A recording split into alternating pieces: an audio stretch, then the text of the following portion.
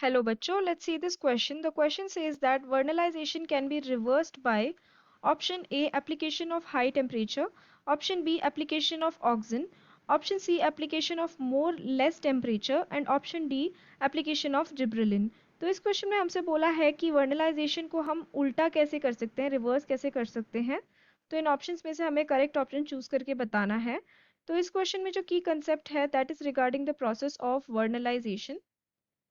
तो वर्नलाइजेशन के अंदर हमें क्या देखने के लिए मिलता है कि basically this is a process of cold treatment. यहाँ पे हम क्या करवाते हैं, जो यंग प्लांट्स होते हैं या फिर जो मॉइसन सीड्स वगैरह होते हैं जो हाइड्रेटेड होते हैं अच्छे से, उनको हम कोल्ड ट्रीटमेंट करवाते हैं ऑफ 0 to 5 डिग्री सेल्सियस का, in order to induce flowering in them, induce flowering in them. ठीक है.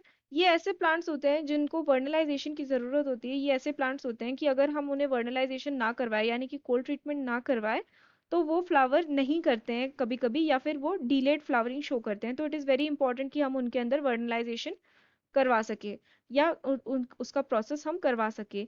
अगर हम इनके एग्जाम्पल देखें तो एग्जाम्पल में आता है cabbage, sugar beet, carrot etcetera, जो जिनके अंदर वर्नलाइजेशन की प्रोसेस रिक्वायर्ड रहती है. ठीक है. तो इस क्वेश्चन में हमसे पूछा है कि हम वर्नलाइजेशन की प्रोसेस को रिवर्स कैसे कर सकते हैं.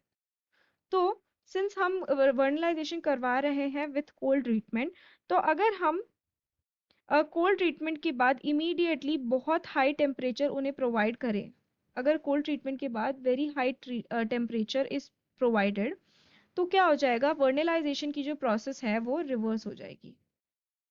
टेम्परेचर इज प्रोवाइडेड, जैसे कि for example up to 40 degree Celsius का हमने टेम्परेचर प्रोवाइड कर दिया, तो वर्नलाइजेशन का इफेक्ट लूज हो जाता है and that process is known as devernalization. Devernalization. तो अगर हम ऑप्शंस में देखें तो option A application of high temperature will be the correct answer for our question.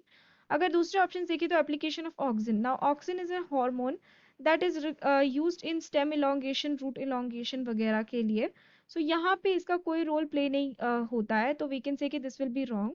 Option C is application of more less temperature, यानी कि already 0 to 5 degree Celsius तो हम दे रहे हैं वर्नलाइजेशन के लिए, उससे भी कम दें. तो इससे क्या होगा कि वर्नलाइजेशन का प्रोसेस रिवर्स नहीं होगा, बिकॉज हम इसमें कुछ उल्टा नहीं कर रहे हैं, हम और ज़्यादा कोल्ड टेम्परेचर पुट कर रहे हैं. तो ये this will not be useful for reversing the vernalization effect. Option D is application of gibberellin. Now, gibberellin is an hormone which is used in the place of vernalization, यानी कि अगर vernalization का process ना करके हमें हॉर्मोनली induce करवाना हो flowering, तो हम जिब्रेलिन को यूज़ कर सकते हैं because it is very good in germination वगैरह. ये जर्मिनेशन इंड्यूस करवाता है प्लांट्स के अंदर. So that is why it can be used in place of vernalization in such plants. तो यहाँ पे एप्लीकेशन ऑफ जिब्रेलिन से कुछ नहीं होगा, उसमें उल्टा वर्नलाइजेशन ही होगा.